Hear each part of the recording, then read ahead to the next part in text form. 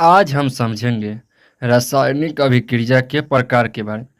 रासायनिक अभिक्रिया के जो प्रकार जो होते हैं वह निम्नलिखित होते हैं, यानी कि बहुत सारे प्रकार होते हैं, जिसमें पहला आता है संयोजन अभिक्रिया। ये क्या होता है, पहले इसको समझते हैं। वह अभिक्रिया जिसमें दो या दो से अधिक पदार्थ संयोग करके नए पदार्थ का निर्माण करता है उसे संयोजन अभिक्रिया कहते हैं। इसमें नए पदार्थ का गुण मूल पदार्थ से बिल्कुल भिन्न होते हैं। संयोजन अभिक्रिया क्या होता है, इसमें क्या होता है कि दो या दो से अधिक यानी कि बहुत सारे पदार्थ मिलकर एक पदार्थ का निर्माण करता है, और वह जो पदार्थ का निर्माण करता है उसका जो गुण होता है वो बिल्कुल पुराने वाले से बिल्कुल अलग होता है। जैसे एग्जाम्पल CHO प्लस H2O मिला के क्या बनाता है, calcium oxide ferrous plus calcium oxide, फिर Fe plus S ferrous sulphide. उसके बाद है वियोजन एंड अपघटन अभिक्रिया।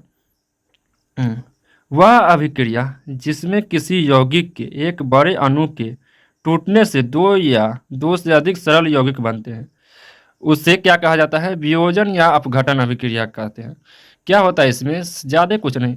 उसमें क्या था कि संयोजन होता है कि बहुत सारे जुड़कर एक बनाता है। इसमें क्या होता है, एक बड़ा सा अणु टूटकर दो या दो से अधिक भागों में बढ़ जाता है, बिल्कुल उसका अपोजिट। जैसे एग्जाम्पल को समझते हैं, जैसे कैल्शियम कार्बोनेट को जब गर्म करते हैं तब कैल्शियम ऑक्साइड प्लस CO2 बनाता है, यानी कि एक बड़े अणु को टूटने से दो बने और दो से अधिक बन गए, तो क्या हो गया, यह वियोजन हो गया। अब समझते हैं वैद्युत अपघटन। वह अभिक्रिया जो विद्युत धारा के प्रवाह के कारण होती है उसे वैद्युत अपघटन अभिक्रिया कहते हैं। यानी कि इसमें क्या है कि इस अभिक्रिया के लिए आपको क्या होगा, विद्युत धारा की आवश्यकता पड़ती है। जैसे 2NaCl में अगर जो हम विद्युत धारा प्रवाहित करेंगे तो क्या बन जाएगा, 2Na प्लस Cl माइनस, यानी कि इस पर पॉजिटिव चार्ज इस पर नेगेटिव चार्ज आ जाएगा। चलिए अब समझते हैं ऊष्माक्षेपी अभिक्रिया। जिस रासायनिक अभिक्रिया में प्रतिफल के साथ ऊष्मा भी निकलती है उस रासायनिक अभिक्रिया को ऊष्माक्षेपी रासायनिक अभिक्रिया कहते हैं। यानी कि इसमें क्या होता है, जब यह अभिक्रिया होता है तो जब अभिकारक से बनने पदार्थ जो प्रतिपल होते हैं उसके साथ क्या जुड़ा होता है, ऊष्मा जुड़ा होता है, इसलिए इसको बोला जाता है ऊष्माक्षेपी अभिक्रिया। अगला आता है ऊष्मा शोषी अभिक्रिया। जिस रासायनिक अभिक्रिया में ऊष्मा ऊर्जा का अवशोषण होता है, यानी कि क्या करता है, उस ऊष्मा को ऑब्जॉर्व कर लेता है, यानी कि खींच लेता है, उस रासायनिक अभिक्रिया को ऊष्मा शोषी अभिक्रिया करते हैं। ऊष्मा शोषी का मतलब है तो ऊष्मा को सोखना, जैसे कि N2 प्लस O2 प्लस ऊष्मा बना दिया 2NO। चलिए इस नोट को समझते हैं। ऊष्माक्षेपी अभिक्रिया में प्रतिपल के साथ ऊष्मा जुड़ा होता है और ऊष्मा शोषी अभिक्रिया में अभिकारक के साथ ऊष्मा जुड़ा होता है। अगला प्रकार आता है एकल विस्थापन अभिक्रिया। यदि किसी क्रियाशील धातु द्वारा कम क्रियाशील धातु को उसके लवण से विस्थापित कर देना एकल विस्थापन कहलाता है। क्या होता है कि कोई अधिक क्रियाशील धातु है, क्या होता है, कम क्रियाशील धातु के लवण से जब विस्थापित कर देता है तो उसको क्या बोला जाता है, एकल विस्थापन अभिक्रिया।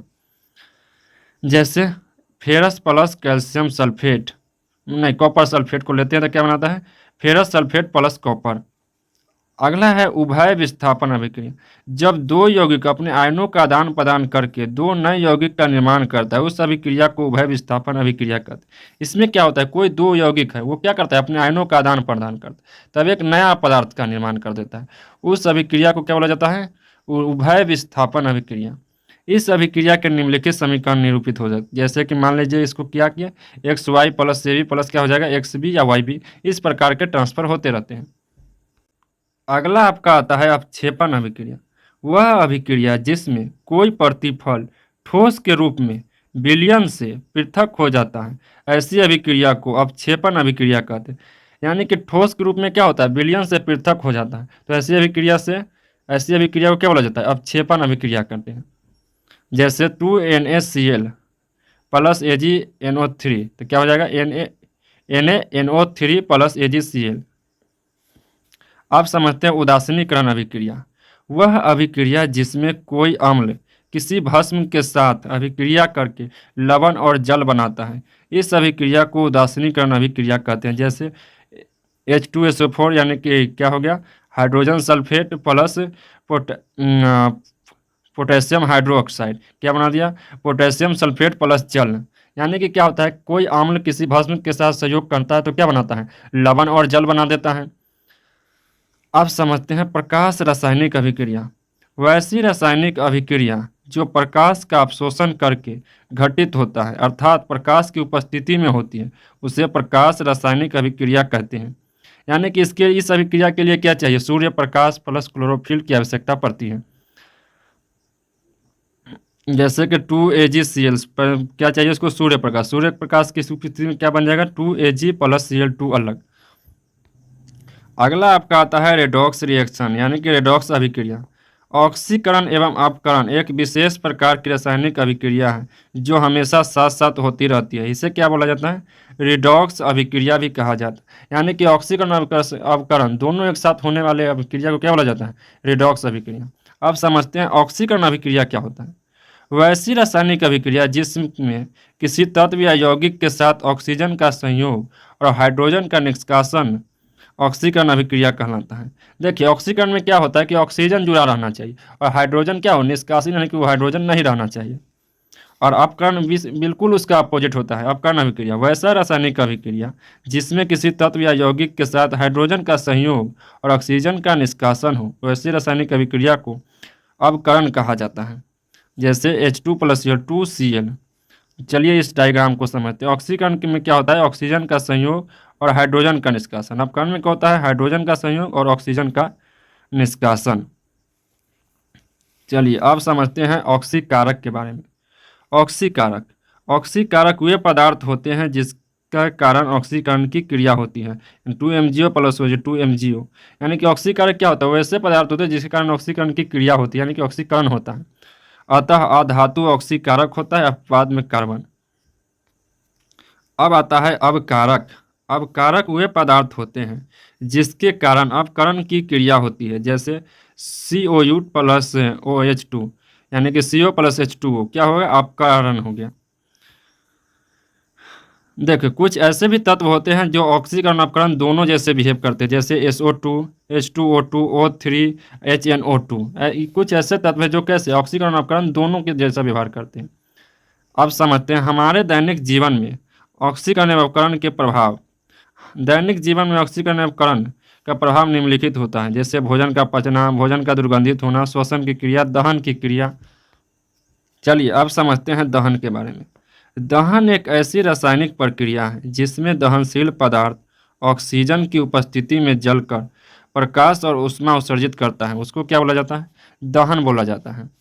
दहन के लिए आवश्यक शर्त: दहनशील पदार्थ की उपस्थिति, वायु की उपस्थिति, प्रज्वलन ताप की प्राप्ति। देखिए किसी वस्तु को जलने के लिए क्या चाहिए? पहले तो पदार्थ चाहिए, उसके बाद उसको चाहिए ऑक्सीजन यानी कि वायु, उसके बाद चाहिए ज्वलन ताप। अब समझते हैं ज्वाला के बारे में। ज्वाला वह क्षेत्र है जिसमें कोई गैसीय पदार्थ जलता है। सभी दहनशील गैस जलने पर ज्वाला उत्पन्न करती है। बस जितना भी लोग जो भी जलता है वो क्या? लौ यानी ज्वाला उत्पन्न करता है। किंतु वही ठोस और द्रव जलने पर ज्वाला उत्पन्न कर सकते हैं जो गर्म किए जाने पर वाष्प बनते हैं। यानी कि वही जो लथी कर सकते हैं जो गर्म करने पर क्या बने? वाष्प बने। अब समझते अदीप्तिमान ज्वाला। इसमें ईंधन का पूर्ण दहन होता है। इसमें क्या होता है? ज्वाला का रंग नीला होता है और प्रकाश बहुत कम होता है, इसलिए इसे अदीप्तिमान ज्वाला कहते हैं। अब समझते हैं दीप्तिमान ज्वाला, लुमिनियस फ्लेम। इसमें ईंधन का पूर्ण दहन नहीं होता है। इसमें ज्वाला का रंग कैसा होता है? पीला होता है। इसमें ज्वाला अधिक प्रकाश निकलता है, इसलिए इस ज्वाला को क्या बोला जाता है? दीप्तिमान ज्वाला कहा जाता है। अब समझते हैं मोमबत्ती का ज्वाला। मोमबत्ती एक दहनशील पदार्थ है। बिल्कुल सही बात है। मोमबत्ती को जलाने पर मोमबत्ती पिघलकर बत्ती के ऊपर चढ़ता है तथा वाष्प में परिवर्तित हो जाता है। यही वाष्प ऑक्सीजन में जलकर ज्वाला उत्पन्न करता है, जिसे मोमबत्ती की ज्वाला कहते हैं। मोमबत्ती के ज्वाला के बनावट के निम्नलिखित भाग होते हैं। जैसे केंद्रीय मंडल, प्रकाशमान मंडल, प्रकाशहीन मंडल। चलिए अब समझते हैं केंद्रीय मंडल। इस मंडल में बिना जले हुए मोमबत्ती मोम वाष्प के रूप में रहते हैं। इसमें दहन की क्रिया नहीं होती है क्योंकि वाष्प ऑक्सीजन के संपर्क में नहीं आ पाते हैं, इसलिए इस भाग को अदहन क्षेत्र भी कहा जाता है। ज्वाला के इस भाग में ताप सबसे कम होता है। अगला है आपका प्रकाशमान मंडल। इस मंडल में कम ऑक्सीजन होने के कारण मोम वाष्प का अपूर्ण दहन होता है। इसमें कार्बन के सूक्ष्म कण उपस्थित रहते हैं।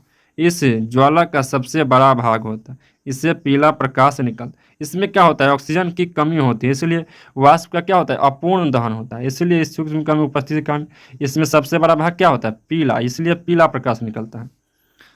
चलिए, प्रकाशहीन मंडल, यह मोमबत्ती के ज्वाला का सबसे बाहरी भाग होता है।